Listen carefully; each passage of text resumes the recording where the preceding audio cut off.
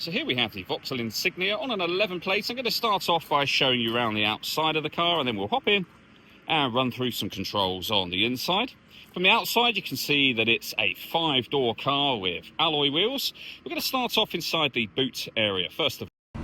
As we approach the back of the car, you can see we have plenty of boot space along with that 60/40 split folding rear seat, should you wish to increase this space even further again.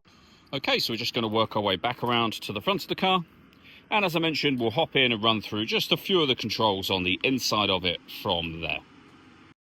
Just briefly before we climb in, I think it's well worth seeing the interior from this exterior point of view. There's plenty to run through on the dashboard, so let's hop in and we'll do that now. Okay, now that we're inside the car, we're going to start with the dials. On the left-hand side, first of all, we have the rev counter. Then along the top, the coolant temperature gauge, fuel gauge, and speedometer. In the centre, you can see the total miles for the car. They are 110,731. If we back out to the steering wheel, over on the right-hand side, we have our stereo controls. Over on the left-hand side, we have cruise control for the car. And then in the centre, the main screen for the stereo, where you'll find your AM, FM radio, as you can see there.